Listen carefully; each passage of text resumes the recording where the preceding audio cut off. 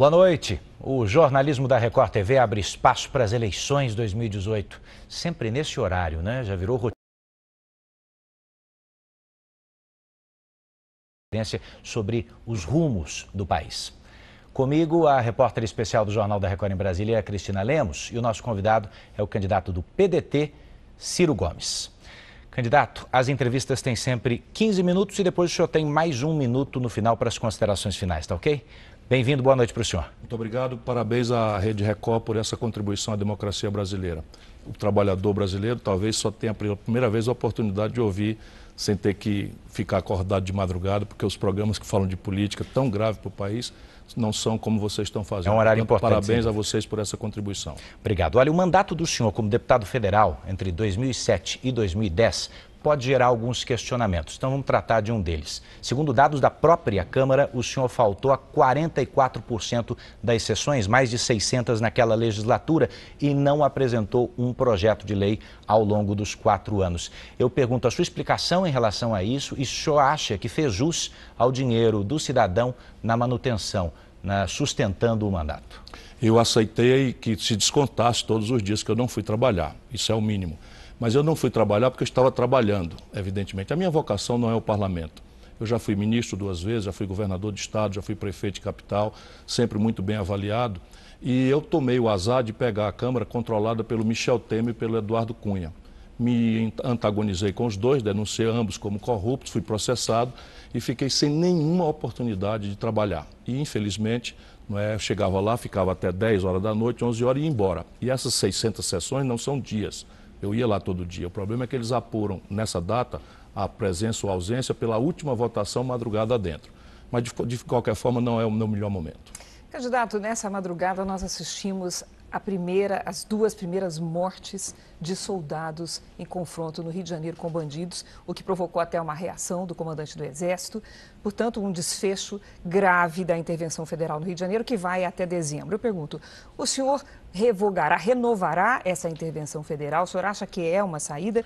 Que solução o senhor propõe para a segurança pública do Rio de Janeiro? Nós temos que assumir para o Brasil uma outra fórmula de atacar o problema da segurança no nosso país.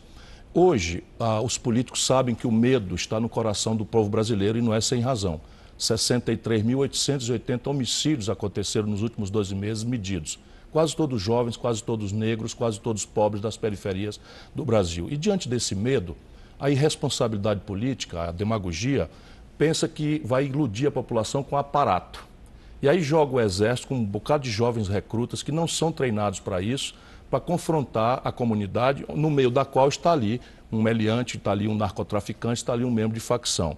Esse resultado fatal ia dar nisso. Todos os números pioraram e agora 2 jovens, membros das Forças Armadas, tombaram, suas famílias estão aí chorando, porque os políticos irresponsavelmente fizeram isso. A fórmula moderna de combater narcotráfico e facção organizada, do crime organizado, e eu vou trazer essa responsabilidade para o governo federal, é inteligência e tecnologia. Mapear a cabeça do crime organizado e cortá-la uma vez, cortá-la 2, cortá-la 3. Ou seja, fazer todo o procedimento da investigação à prisão ser responsabilidade do governo federal. Só para você ter uma ideia, Cristina, o Brasil tem hoje metade das vagas dos presídios federais vazias. Essas vagas estão ociosas, enquanto o comando dessas facções criminosas comanda o crime de dentro das cadeias nos estados, inclusive e especialmente em São Paulo. Vale lembrar que dessa vez foram soldados, mas policiais morrem todos os dias no confronto. Nesse ano o Brasil já perdeu quase 355 policiais. Foram 355 pelo relatório da mesma fonte dos homicídios. Nós somos o país que mais mata policiais e o país que mais a polícia mata também. Ou seja, essa ideia de arma, de confrontação, de tiro, bala perdida na rua, isso é simplesmente a conversa dos demagogos que não têm nenhuma condição de governar um país complexo e sofisticado como o Brasil. Por isso, inteligência policial. Colocar a estrutura da Polícia Federal, a inteligência das Forças Armadas para trabalhar em coesão. E só para o brasileiro ter notícia, 11 mil são os policiais federais hoje, para um país de 207 milhões de pessoas. E a tragédia é que metade deles estão atrás de birô, de máquina, carimbando papel de computador, quando a gente contratando um servidor de nível médio para ostensividade e fazendo concurso para o setor administrativo, burocrático, a gente duplica a condição de investigação. Vamos falar um pouquinho sobre a economia do país. O senhor já colocou nessa disputa eleitoral a promessa de ajudar o brasileiro a tirar ou a limpar o nome daqueles que estão inscritos no SPC. São mais de 60 milhões de pessoas nessas condições. O senhor foi bastante criticado, acusado de populismo em função disso. Eu queria entender o que há por trás dessa proposta de maneira simples. Nos últimos 2 anos, dos 2 governos, nós dispensamos 374 bilhões de reais dos ricos. E ninguém causou polêmica nenhuma. E eu estou estudando como reativar a economia brasileira. Um dos motores mais importantes é o consumo das famílias. Quando eu fui estudar, eu vi que tinha esse número e ninguém falava nele. 63 milhões de pessoas humilhadas pelo Brasil lá fora com nome sujo no SPC.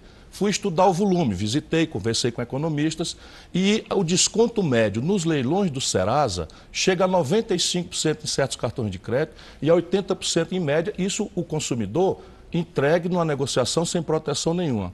E eu então resolvi propor que o governo vai financiar, não é dispensar dívida, não é pagar a dívida de todo mundo, como aqui e ali alguém quis deformar a minha proposta. O governo vai usar os bancos, Banco do Brasil, Caixa Econômica, mas os privados também, com pequeno afrouxamento de compulsório, que é uma fonte de dinheiro que eles não têm para aplicar e que o governo pode disponibilizar, para emprestar para as pessoas. Se eu conseguir, como eu sei que vou conseguir, porque o leilão do Serasa já está fazendo 80% de desconto, e dividir o que ficar em 36 meses, eu vou permitir que o brasileiro se livre dessa humilhação pagando R$40 por mês de prestação. Porque o débito médio com o desconto fica em R$1.412. Isso é perfeitamente praticável e só quem tem horror a povo, quem não se dói com a dor do nosso povo, que não sabe o que é um cidadão estar humilhado, não é? Sem poder comprar um remédio, sem poder comprar um sapato para o filho ir para a escola, é que pode botar defeito numa proposta dessa que o mundo inteiro sabe fazer e já fez. Candidato, o senhor não dispõe da confiança do mercado. E isso tem alguma explicação por aí.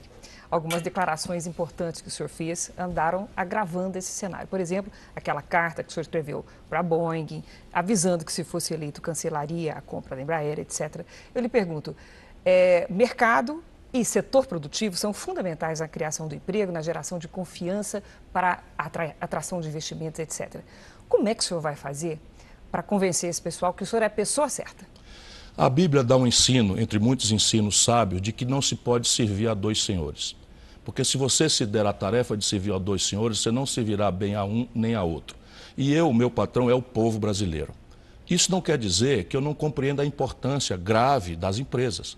E os empresários têm que ver que o Brasil precisa mudar. Quer ver? Ao invés de eu falar dos 13 milhões e 700 mil desempregados, dos 32 milhões que estão correndo, vivendo de bico, correndo do rapa pelas cidades, isso me dói todo dia, dos 63 milhões de brasileiros que estão com o nome sujo no SPC, eu vou falar agora do número do empresariado. O Brasil fechou, meu irmão, minha irmã, 13 mil indústrias. Com essa política econômica estúpida do PMDB, PSDB, fechamos 13 mil indústrias no Brasil nos últimos 3 anos, do desmantelo do governo Dilma para cá. Mais de 220 mil lojas, pontos de comércio foram fechados no Brasil. O endividamento empresarial passa dos 2 trilhões. Mais de 400 bilhões estão já na contabilidade para crédito de provável não recuperação. Ou seja, o Brasil precisa mudar para atender as maiorias populares, os trabalhadores, as trabalhadoras, os pobres, que são a imensa maioria. Mas o Brasil também precisa mudar para restaurar a condição de produzir, de empreender no nosso país. O resto é especulação. E aí você tem um pedacinho do mercado que se atribui de forma arrogante o direito de tutelar a nação. E esses são os especuladores, é a agiotagem oficial. Infelizmente, esses são os meus adversários. E daí o senhor vai ver repercussões no dólar também, a cada declaração como essa? Nós tivemos hoje uma alta expressiva do dólar. Muitos analistas entendem que em função também das notícias da corrida eleitoral. Há todo um cenário internacional, a gente sabe disso.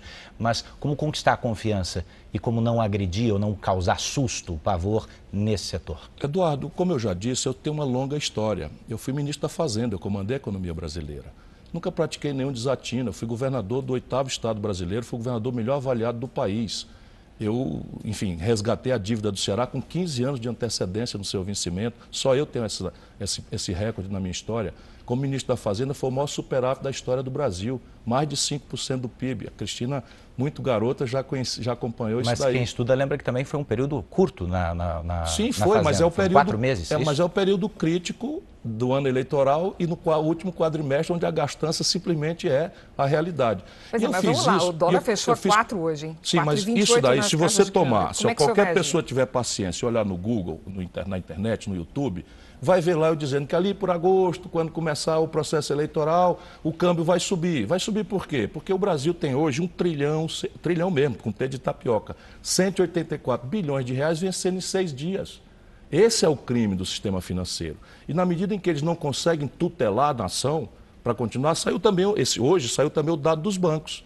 A economia toda indo para o vinagre, o comércio fechando, a indústria fechando, o povo desempregado, e os bancos tiveram 41 bilhões e 600 milhões de reais de lucro no semestre. De onde é que está saindo esse dinheiro? É do seu bolso, meu irmão. É da sua condição de não poder pagar a prestação da Casa Bahia. E isso vai mudar se eu tiver a chance de ser presidente dessa grande nação. Candidato, deixa eu colocar aqui o seguinte, o senhor já deu demonstrações claras de que não concorda com a lei da ficha limpa, de que foi contra a lei da ficha limpa. E também, em uma entrevista recente, o senhor disse que a única expectativa de liberdade ao ex-presidente Lula é, segundo as suas palavras, se a gente ganhar as eleições e restaurar o poder político. A gente deve entender aí uma crítica, uma afronta às instituições, judiciário, Ministério Público ou não? Claro que não, eu sou professor de direito. Eu não faço da política meio de vida. O que eu sei, entretanto, é que hoje o Brasil vive um estado de certa baderna institucional. Por quê? Porque o poder político desmoralizou-se. O poder da presidência da República está ocupado por um trânsfuga, uma pessoa que foi acusado de corrupção passiva pela primeira e pela segunda vez na história brasileira, que é o Michel Temer. E o Congresso Nacional, por sua maioria, também está enrolado em tudo que não presta, de corrupção, de ladroeira e de privilégio, enquanto todo dia avança sobre os direitos da população mais sofrida, tiveram até coragem de avançar ou de querer avançar sobre os aposentados.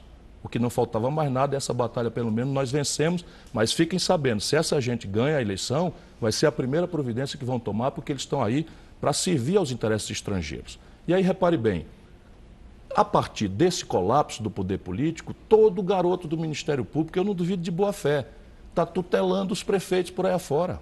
Outro dia eu cheguei em Curitiba, estava lá o Gustavo Frutti, que era prefeito, zangadíssimo porque o promotor tinha mandado ele botar banheiro nos pontos de ônibus. Agora, o cara não tem a menor ideia do que é isso. Mas vamos lá. O senhor controlará o Ministério Público? Hein? O senhor controlará o Ministério Público? Não, controle não. Eu ajudei a desenhar, como constituinte estadual, e participei do debate nacional, esse poder técnico, não é um poder democrático, é um poder que se acessa por concurso público, cuja tarefa deve ser seguir a lei, proteger os direitos difusos, proteger, o patrimônio histórico, proteger a lei, a legalidade, a decência, a moralidade. Não é o que o Ministério Público está fazendo hoje. Não é mesmo. Vamos pegar aqui. O cidadão, você não sei onde estava 3 domingos atrás. Eu estava em casa com meu filhinho pequeno, Gael. E aí começou, 8 horas da manhã, um juiz mandou soltar o Lula. 9 horas, o outro mandou prender. 10h30, o outro mandou soltar. 11h30, 12 horas, o outro mandou prender. Aí o delegado da Polícia Federal, a mesma lei. A mesma Sim, lei. Candidato, mas para o telespectador... Só um minutinho. Isso ficou igual o cachorro do Tom Cavalcante, que se chamava Pra Dentro. Então, o cachorro do Tom Cavalcante chamava Pra Dentro, morreu de esquizofrenia. Porque ele dizia pra fora, pra dentro, pra fora. E o cachorro morreu. Porque... Mas como é que o telespectador deve entender que uma vitória sua pode significar uma expectativa de liberdade ao ex-presidente Lula? Isso parece não ter ficado claro. Não é a minha vitória. Isso aí foi uma fraude, na minha opinião. É só quando a gente restaurar o Estado de Direito democrático que a lei vai ser império, voltar a ter o império e não a preferência de um juiz. Porque, vamos lá, ninguém precisa ser advogado. Se a lei é a mesma, como é que um juiz pode soltar o outro mandar prender 4 vezes no mesmo domingo? O senhor diria que isso é um sintoma de baderna, francamente. O Supremo está comprometido? O Judiciário, a cúpula do Judiciário está comprometida? Olha, eu nunca vi em país nenhum do mundo julgamento ser transmitido ao vivo por televisão. Mas isso e não que há uma que politização do judiciário brasileiro, e isso até as pedras do caminho estão vendo. Quem defende transparência na vida pública como o senhor não concorda com a ideia de que os ministros possam tomar suas decisões às claras, diante das câmeras? Não, eles devem tomar decisões às claras, mas diante das câmeras não. Por quê? Porque o lobismo, o grupo de pressão, essas coisas todas, não é justiça. Justiça é a interpretação severa, portanto, só os juízes têm garantias. Quais são as garantias? Irredutibilidade de vencimentos, inamovibilidade, vitaliciedade, ou seja, eles são intocáveis para quê? Para decidir, inclusive, no contramão, no contrassenso, em afinidade com a lei. Porque, repare, vamos pegar o julgamento do Lula. A lei é assim, para mim, para o Lula, para qualquer do povo. E aí um juiz diz que ele é culpado e tem que ir para a cadeia em segunda instância. O outro juiz diz que ele é culpado, mas que não tem que ir para a cadeia em segunda instância. Vota 5-4, a mesma lei. Quem é que pode ter segurança jurídica num país como esse? A mesma lei. 5-4. Vamos voltar para o seu plano de governo? Vamos, é bom. CPMF, a possibilidade de retorno com algum A ou algo CPMF é parecido? ruim. A CPMF é ruim. Eu estou estudando, não está decidido ainda, um tributo sobre, e aqui a diferença é que contribuição não é partilhada com estados e municípios, mas um tributo sobre grandes transações financeiras pode ser necessário transitoriamente para superar o gravíssimo colapso das contas públicas brasileiras. Em um minuto, o senhor consegue responder algo rapidinho? Tentarei. O senhor falou bastante mal do Congresso Nacional. Da maioria. O índice de renovação esse ano será baixíssimo. 80% dos parlamentares se recandidataram. Como é que o senhor vai governar com esse Congresso? Primeiro, propor as minhas propostas antes, como eu estou fazendo, e levando bordoada para defendê-las. Se eu escapar, escapo eu e a ideia e o projeto. Segundo, a reforma tem que ser proposta na primeira hora.